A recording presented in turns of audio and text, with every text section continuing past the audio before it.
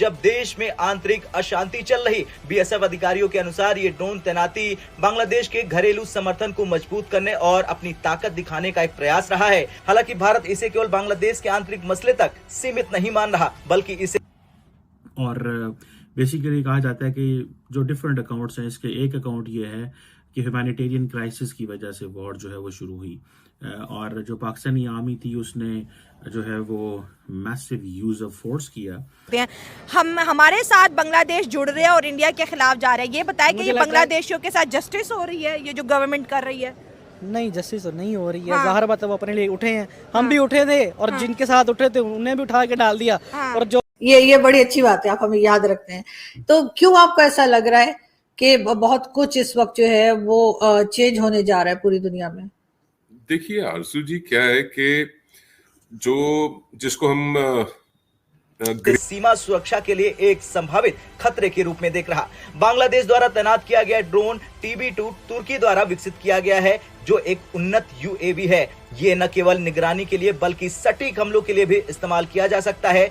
ये ड्रोन पहले ही कई देशों में अपनी दक्षता और सिविलियन पॉपुलेशन के अगेंस्ट ये एक इंडियन वर्जन है और इसमें इंडिया जो है उसने इंटरवेन किया कि हम बांग्लादेश के लोगों को सपोर्ट करना चाहते हैं in the struggle for independence. ये बेसिकली इसके सारी बात मल्टीपल अकाउंट्स हैं। पाकिस्तान तो बोलने की कोशिश करता है, उन्हें भी उठा के डाल देते हैं। बस ये कह रहे हैं अमेरिका पाकिस्तान से डरता था और आधे से ज्यादा पाकिस्तानी ये कहते हैं हम अमेरिका के गुलाम। मैं तो कहता हूँ मुझे बस इंजॉय मिले, जहाँ मर्जी ले जाए, मुझे इंजॉय मिलना चाहिए। बस मेरी तरफ से पाकिस्तान बड़े बाहर में, मेरी तरफ से ये दे दें पाकिस्तान को, किसी को गेम कह देते हैं ना, so that great game is on. और ये ग्रेट गेम जो है ये उस तरीके की है जिसके अंदर जो मुल्क हैं, जो सिविलाइजेशंस हैं और जो दुनिया का नक्शा जिस तरीके से हम जानते हैं को प्रमोट करता है। इंडिया अपने सोल्जर्स को जो है वो अप्रिशिएट करता है, उनकी ब्रेवरी को याद करता है। जिस तरह पूरी दुनिया के अंदर अफवाज जो होती हैं वो इस तरह की सिचुएशंस, जंगों के अंदर अपनी लीडरशिप को और अपने लोगों को याद करते हैं, ताकि वो एक जो सेंस ऑफ ओनरशिप जो है वो सोसाइटी के अंदर आए कि देखें जनाब हमारा मुआशरा हमें ओन करता है, हमने जाने दी, so on and so forth. अब जो विजय दिवस की जो हिस्ट्री है, कहा जाता है कि जब 1971 की जो वॉर थी पाकिस्तान और इंडिया के दरमियान, ये 3 दिसंबर को शुरू हुई, 13 दिन ये जारी रही। और बेसिकली कहा जाता है कि जो डिफरेंट अकाउंट्स हैं, इसके एक अकाउंट ये है कि ह्यूमैनिटेरियन क्राइसिस की वजह से वॉर जो है वो शुरू हुई और जो पाकिस्तानी आर्मी थी उसने जो है वो मैसिव यूज ऑफ फोर्स किया और सिविलियन पॉपुलेशन के अगेंस्ट। ये एक इंडियन वर्जन है और इसमें इंडिया जो है उसने इंटरवेन किया कि हम बांग्लादेश के लोगों को सपोर्ट करना चाहते हैं in the struggle for independence. ये बेसिकली इसके सारी बात मल्टीपल अकाउंट्स हैं। पाकिस्तान का अकाउंट भी यही है कि जनाब पहली बात तो ये है कि अगर इंडिपेंडेंट अकाउंट लिया जाए तो उसमें ये कहा जाता है, ये बात की जाती है कि पाकिस्तान ने वो राइट्स ना दिए उस वक्त जो देने चाहिए थे to the people of East Pakistan, जिसकी वजह से एक वहाँ पे एक सेंस ऑफ जो फ्रस्ट्रेशन थी वहाँ पे चली। दूसरी बात उसमें यह जहाँ पे ये भी है कि इंडिया ने सोचा कि ये एक सही मौका है। उससे पहले 1965 हो चुका था, 71 एक इम्पॉर्टेंट था। पाकिस्तान के अंदर एक जिसे कहते हैं ना कोई सिस्टम स्टेबल नहीं थे, मार्शल लॉ रहे थे, कॉन्स्टिट्यूशन कोई नहीं था, तो बड़ी अजीब सी सिचुएशन पाकिस्तान के अंदर थी। 2 एक कॉन्स्टिट्यूशन आ चुके थे उस वक्त, दोनों ही ऑलमोस्ट जो है वो डिक्टेटर्स की तरफ से आए हुए थे, तो ये एक बड़ी अजीब सी थी। बहरहाल 1971 को जनरल आमिर अब्दुल्ला खान न्याजी जो हैं, जो उस वक्त कमांडर थे पाकिस्तान फोर्सेस के, उन्होंने सरेंडर कर दिया और बांग्लादेश के अंदर मुक्ति बाहिनी जो कुछ वहाँ पे जो लोकल्स जो थे, बंगाली जो लोग थे, उनको इंडियंस ट्रेन कर रहे थे ताकि वो एक आर्म्ड स्ट्रगल करें।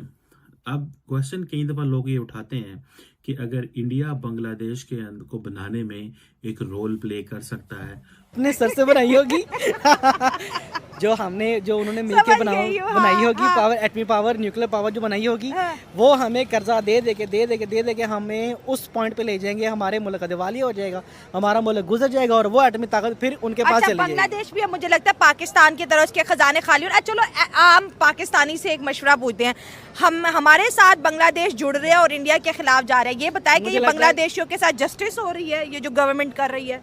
नहीं जस्टिस तो नहीं हो रही है। हाँ। ज़ाहिर बात है वो अपने लिए उठे हैं, हम भी उठे थे और जिनके साथ उठे थे उन्हें भी उठा के डाल दिया और जो बोलने की कोशिश करता है उन्हें भी उठा के डाल देते हैं। बस ये कह रहे हैं अमेरिका पाकिस्तान से डरता था और आधे से ज्यादा पाकिस्तानी ये कहते हैं हम अमेरिका के गुलाम हैं। मैं तो कहता हूँ मुझे बस इंजॉय मिले, जहाँ मर्जी ले जाए, मुझे इंजॉय मिलना चाहिए। बस मेरी तरफ से पाकिस्तान बड़े भाड़ में, मेरी तरफ से ये दे दें, पाकिस्तान को किसी को, अमेरिका को दे दें। अमेरिका के कम से कम इधर डॉलर तो चलेगा ना। इधर भी जैसे अमेरिका खुश है, आज वहाँ पर डॉलर चल रहे हैं, वहाँ की जो पासपोर्ट है उनका अच्छा पासपोर्ट है, उनको वीज़ा नहीं लेना पड़ता, बगैर वीज़े के जाना पड़ता है। हम कह रहे हैं फिर अगर इस तरह बेचना है ना इन्होंने तो फिर बेच ही दें। तो फिर अंग्रेजों की गुलामी से आजादी क्यों हासिल की? फिर आप कह रहे हो आपको डॉलर पता है चले। कितने बंदे पाकिस्तान से उठ के जा रहे हैं अंग्रेजों के पास? क्यों जा रहे हैं? फिर गुलामी के लिए जा रहे हैं ना। पाकिस्तान में खुशहाली नहीं है तो फिर गुलामी करनी है तो हम इधर रह के कर देते हैं। इधर भी डॉलर चला दें, इधर भी आप यहाँ पे कनाडा का यहाँ पे ले आए, यूरो ले आए, जो भी। मैं कहता हूँ कि फिर इधर जो है ना एक ही दवा जो है ना पाकिस्तान को जो ये थोड़ा थोड़ा करके बेच रहे हैं ना सारा बेच दें, ताकि हम लोगों को पता हो कि भी हम लोगों ने अब गुलामी करनी है। इधर डॉलर चलना है, इधर ये नहीं है कि कायदे आज़म दिखा के तो यहाँ पर रिश्वत चलेगी। यहाँ पर ये नहीं होगा कि आपके साथ ज्यादती होगी या मेरे साथ ज्यादती होगी। अब आप मुझे ये बताएं कि आपको क्या लगता है कि आप इधर खड़ी हुई हैं, आप सेफ हैं?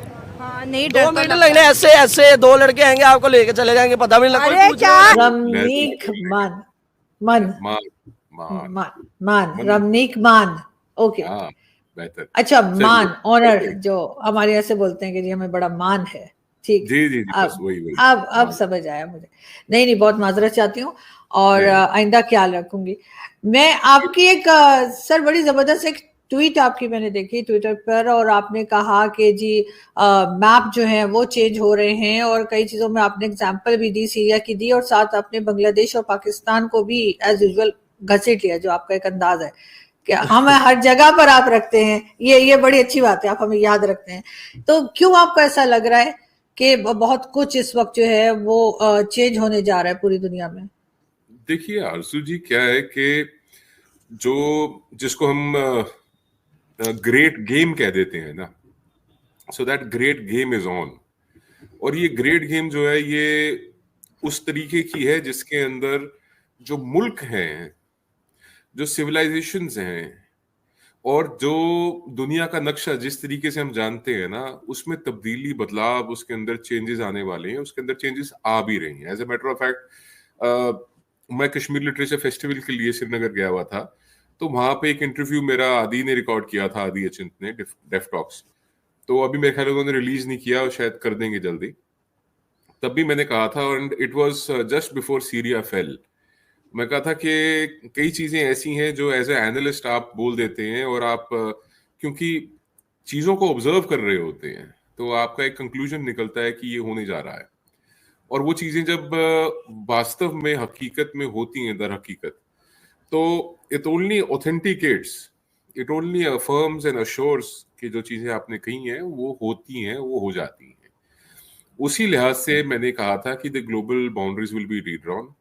देखिए, रशिया यूक्रेन जब से इग्नाइट हुआ है तब से एक न्यू ग्लोबल वर्ल्ड ऑर्डर की तरफ दुनिया बढ़ रही है। उस न्यू ग्लोबल वर्ल्ड ऑर्डर के अंदर कुछ मुल्क हो सकता है कि they will cease to exist, कुछ मुल्क ऐसे हैं कि जो रहेंगे ही नहीं दुनिया में, और कुछ ऐसे हैं जो नए पैदा होंगे, कुछ ऐसे हैं जिनके बाउंड्रीज बढ़ेंगी, कुछ ऐसे हैं जिनका